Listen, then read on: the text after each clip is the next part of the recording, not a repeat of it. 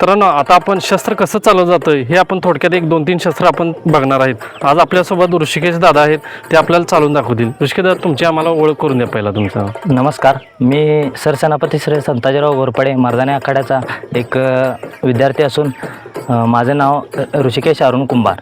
मी शिर्टी या गावचा रहिवासी आहे आणि आपण तुम्हाला भाला, तलवार, दांडपट्टा या शस्त्रांची काही सलामी करून दाखवू. ठीक.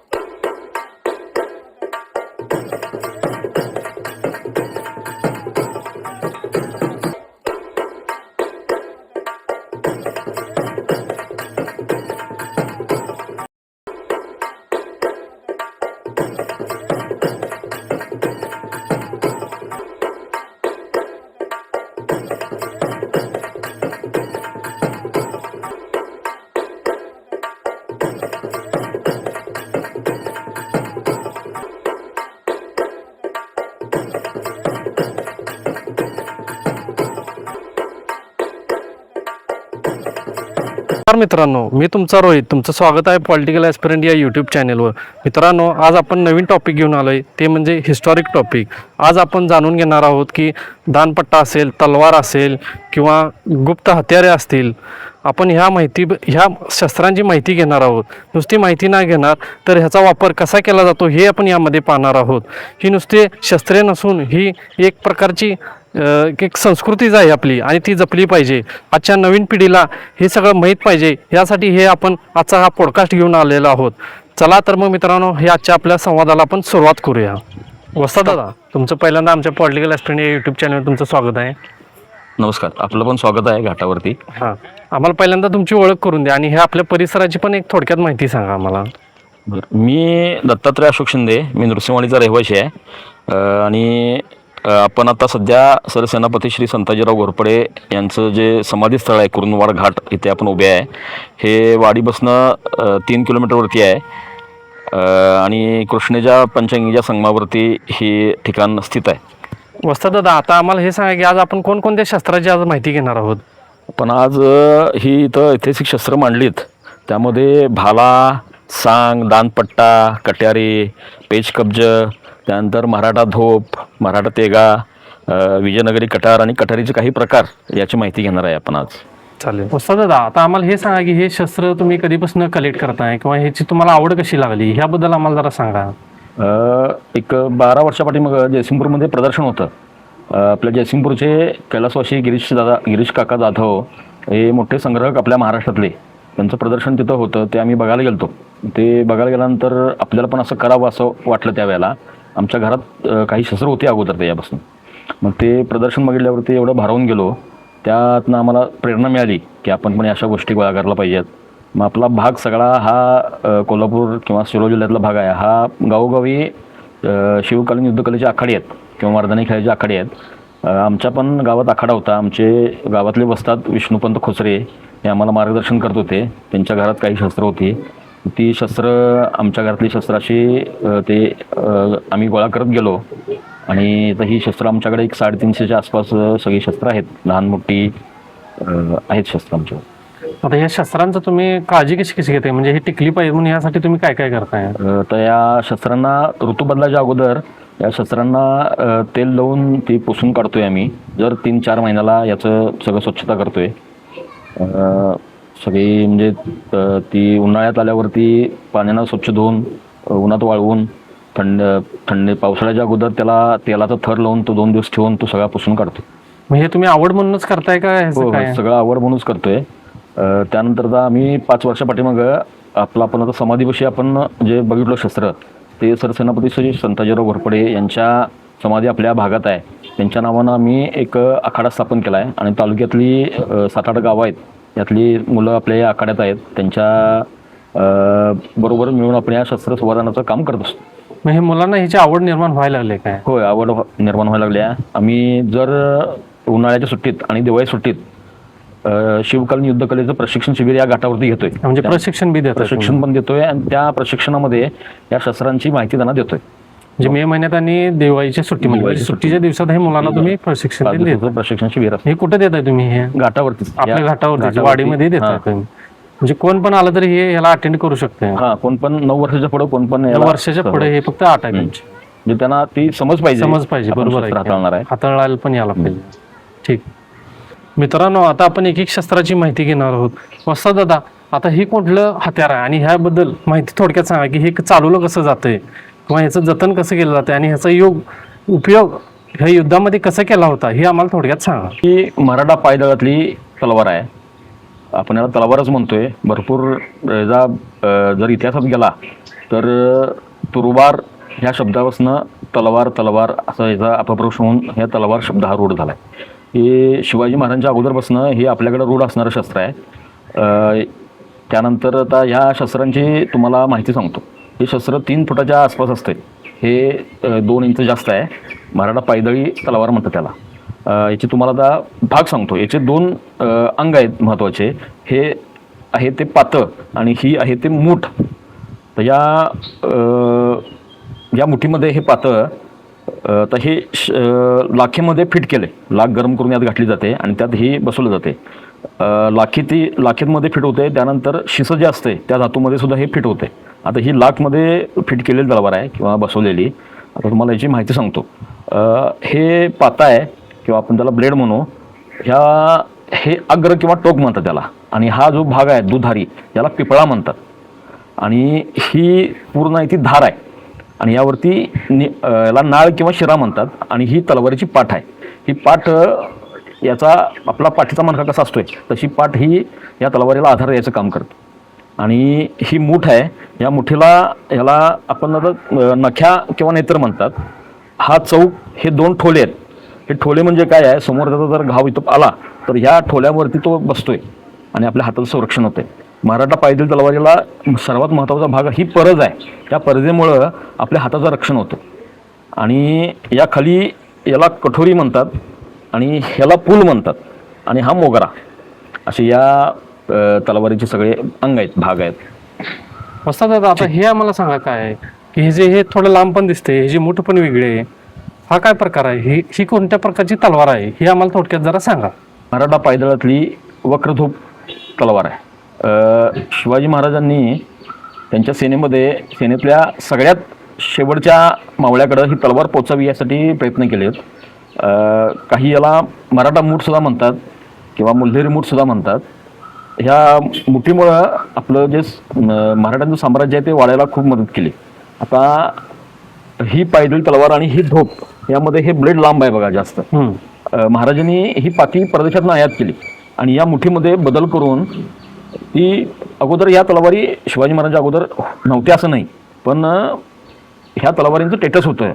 जे कोण मोठे सरदार आहेत किंवा राजे महाराजे त्यांच्याकडे ह्या तलवारी असायच्या, ह्या मुठीच्या तलवारी. शिवाजी महाराजांनी त्या परदेशातनं भरपूर प्रमाणात आयात केल्या. त्यामुळं आपल्या भागात सुद्धा आता आपण जर आपल्या वाडीमध्ये काही घराणे आहेत त्या घराण्यामध्ये अशा वाडीमध्ये 10-12 तलवारी निघतील या अशा धूप मुठीच्या. म्हणजे शिवाजी महाराजांनी जे काम सुरू केलं ते पुढच्या आपल्या जी परंपरा आहे पेशवी म्हणा किंवा आपल्या भागातले सरदार त्यांनी ते काम चालू ठेवलं. त्यामुळं आता घरोघरी आपल्याला ह्या तलवारी मिळू शकतील आपल्या महाराष्ट्रात. आता तुम्हाला वैशिष्ट्य सांगतो. ही जे भाग आहे हा परज म्हणून आहे. या परजेमुळं आपली वरची सगळी मूठ ही बोटं याचा पूर्ण संरक्षण होते. त्यानंतर याला गज म्हणतात, गज किंवा तोटी. या तोटीमुळं जर शत्रू आपल्या जवळ आला तर त्याला मारता येते. आणि ह्या तलवारीची जी उंची वाढल्या, ज्या तलवारीचा जो दुमाल असतोय तो इथंपर्यंत असतोय. म्हणजे हे पूर्ण ह्या मुठीत बसवलं असं नाही, हे तलवार इथंपर्यंत आहे. आणि ही जवळजवळ 4 फुटाची तलवार आहे आता ह्या गजापासून. म्हणजे ही 3 फूट आणि 4 फूट हे जो अंतर आहे त्यामुळं आपण आता ते जे मोघल असायचे किंवा अफगाणी तोराणी ते आपल्या मराठी माणसांच्या पेक्षा उंचीनं मोठे असायचे, वजनानं मोठे असायचे. त्यामुळं आपल्या तलवारी 3 फुटाच्या, त्यांच्या तलवारी 3 फुटाच्या.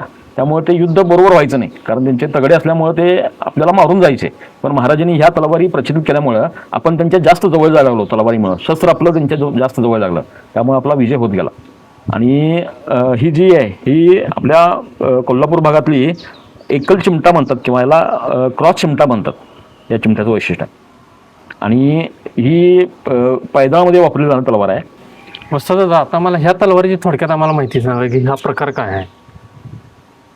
तर आपण ही वक्रधोप बघितली त्यापैकी ही सरळ धोप आहे. हे घोडदळाचं जे सैन्य असायचं त्यासाठी ह्या धोप्यांचा उपयोग व्हायचा.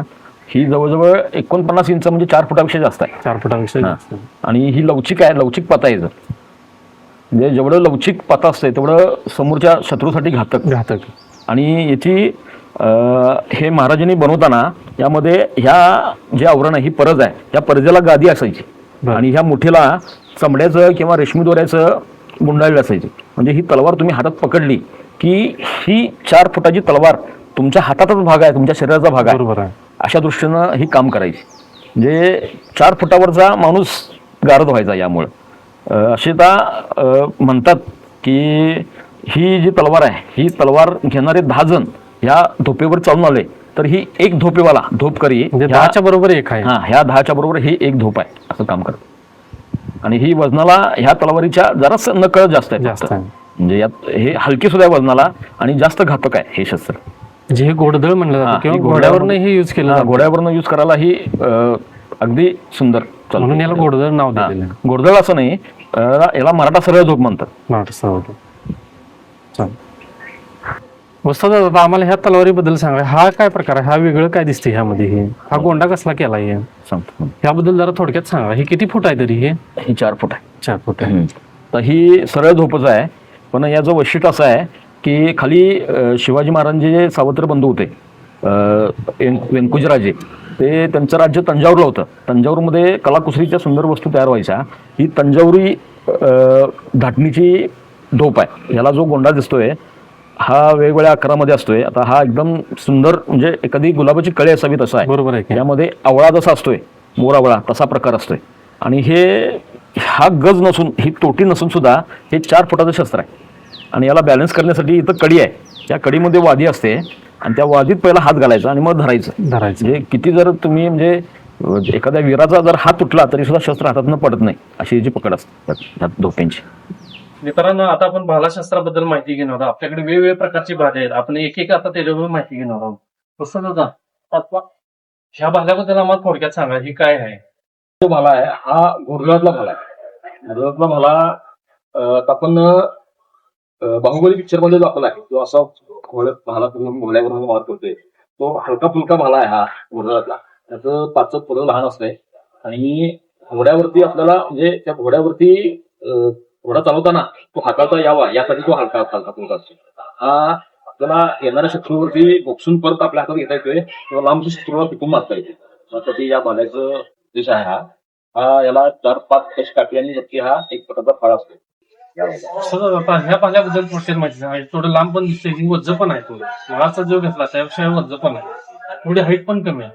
याबद्दल आम्हाला थोडक्यात सांगा. हा पायदळातला भाला आहे. जे आपले पायदळ असायचं त्या भालेदारांच्याकडे हा भाला आहे. सगळ्यात पुढची सेनेची पुढची फळी असायची त्यांच्याकडे हा भाला असायचा. आणि तर किल्ल्याच्या जो प्रवेशद्वार आहे तिथं हे भाले असायचे. त्याचा फार मोठा आहे आणि त्याचं वजन पण जास्त आहे. याला काठी पण मोठी असतात, त्याची काठी लहान आहे, काठी मोठी असतात. सदैव पहार येणाऱ्यांच्याकडे हा भाला असायचा. याला बॉक्सिंग सुद्धा मारता येते आणि वेळ प्रसंग पडली तर तलवारीसारखा असा गाव पण जाते. त्यासाठी या भालांचा खूप व्हायचा. हा पायदळीतला भाला आहे. असं आता हा काय प्रकार आहे हा भाल्याचा? हा पूर्णपणे याला फाळ पण नाही, हलकं पण आहे, ते पूर्ण काठी असल्यासारखीच आहे. ह्याचा यूज खोटं करत होती. त्याचं वैशिष्ट्य काय हे आम्हाला सांगा. हा गजकुंत आहे. हा गजकुंत म्हणजे हत्तीवरनं जे युद्ध असते त्याचं नेतृत्व करणार असतो तो हत्तीवरती असतो. आणि पुढं महायुद्ध आणि नेता पुढं त्याच्या मागे त्याला मदत करणार असतो. हा गजकुंत आहे. त्याचे भरपूर भाले आहेत, 100 भाले त्या हत्तीचा जो हौदा असतो त्या हौद्यामध्ये असते. आणि याला तुम्ही म्हणता फाळ नाही आहे पण पोक आहे. तर ती जवळजवळ 15 ते 20 फूट उंच प्राणी असेल. त्यावरती तो हौदा वरून चिरचला एखाद्या नेम धरला सोडला की हा कधी चिरचल किंवा काय शिरस्त्राण असेल तर चिरचून मातेच्या अंगात येईल. म्हणजे गुरुत्वाकर्षणाचा उपयोग करून हा भाला टिकला जातो. तीक्ष्ण असतो त्यामुळे जे समोरचा माणूस आहे मंदिरात ज्याचे कोणतं म्हणतात त्याला आशीर्वाद आता हा कसल्या प्रकारचा भाला आहे? हा दोन्हीकडे पण टोप आहे, इकडे पात पण आहे, इकडे याला धारदार टोप पण आहे. ह्याचा यूज कुठे कुठे केला जातो यामध्ये थोडक्यात सांगा.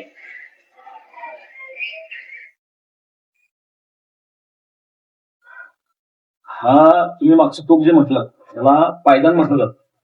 जो निशाणीचा भाला असतोय जे सेनेचा पुढे जो असतो पायदान असला त्याच्या खाली हा पायदान नावाचा प्रकार असतो. हे खूप महत्वाचं शस्त्र आहे. समजा भालाचं समोर आपण वार चालवलाय आणि मागे जर आपल्या अनिश्चित नंतर आला तर यांना सुद्धा आपण त्याला हा दुहेरी होत आहे. आणि हा जरा वेगळा भाला आहे. याला 3 टोक आहेत.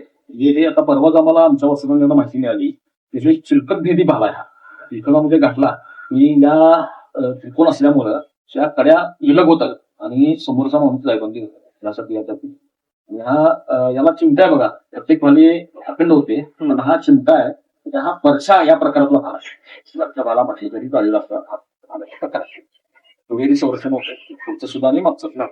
असं आम्हाला हे सांगा, हा कसला भाला आहे? पूर्णपणे लोखंडीच आहे की मध्ये मध्ये पण ह्याचं काय आहे?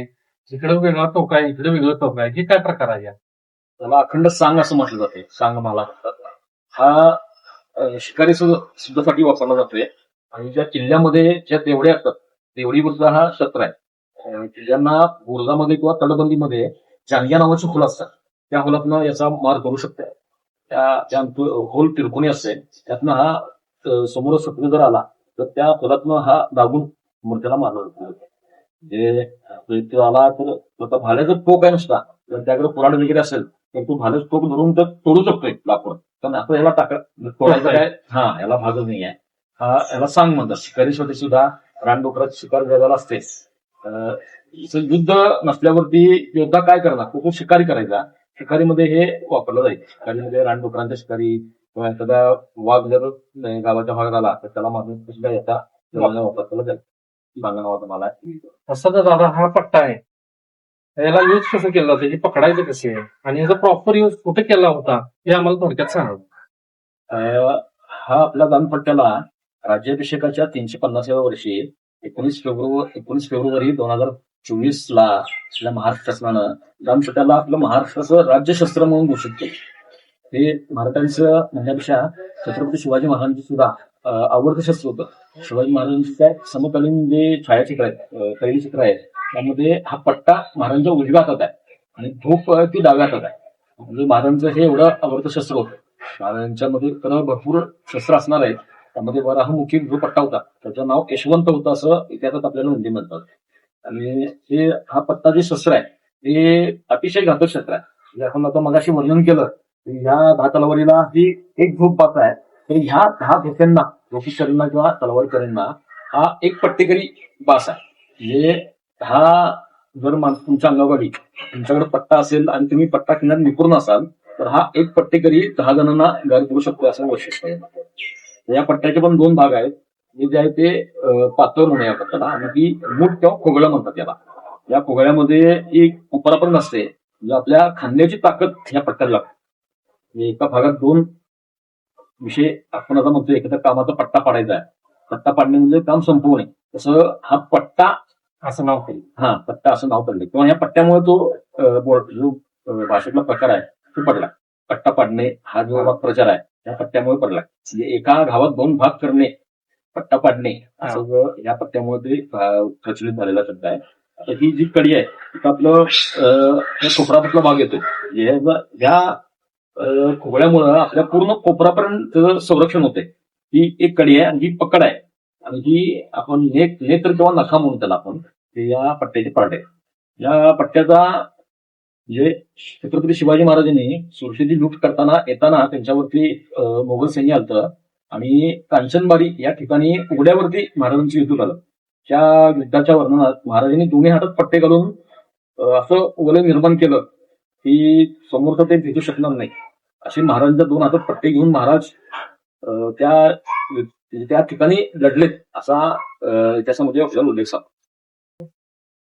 आता हा कसला पट्टा आहे? हा पात पण लवताय आणि ह्याची मूठ पण वेगळी आहे. हा काय प्रकार आहे हे आम्हाला जरा सांगा जरा. आणि ह्याचा यूज नेमकं कुठं केला जातो? आपल्या महाराष्ट्रामध्ये आपण चालता बोलता सहज म्हणतोय दानपट्टा दानपट्टा दानपट्टा. पण जो इतिहासातलं लढाईचं जे शस्त्र आहे तो त्याला नुसता पट्टा म्हणतात. आणि जे हे तुम्ही लवचिक पात्याचं म्हणताय आणि कमी खोगळा असणारं, लहान खोगळा असणारा हा वास्तविक दानपट्टा आहे. आपण आता आपल्या महाराष्ट्रात जे आपण खेडोपाडी म्हणण्यापेक्षा आता सगळीकडं जो शिवकालीन युद्धकलेचा प्रकार खेळला जातोय त्यामध्ये हा दांड हा पट्टा आणि दांड म्हणजे काठी या दोन्हीचा खेळ खेळला जातो. त्याला हा दानपट्टा म्हणतात. हा खेळायचा पट्टा आहे. या पट्ट्यामुळं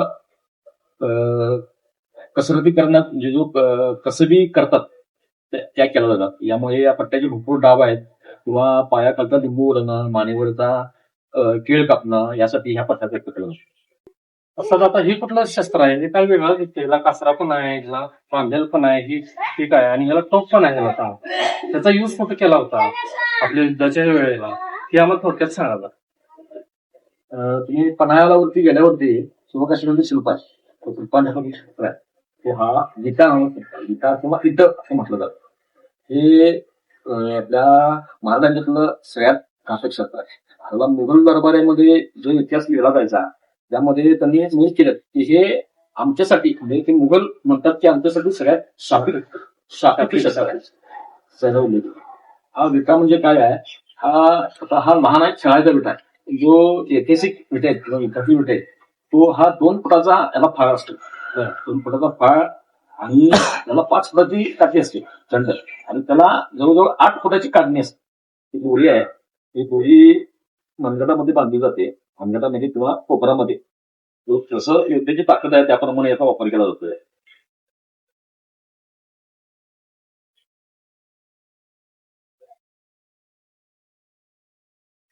जे पिंजऱ्यात बांधले होते आणि हा जो आहे तो वाक म्हणजे जंगलामध्ये किंवा माळरानावरती एक वनस्पती होते फड नाव आहे. त्या फडाचा हा वाक आहे.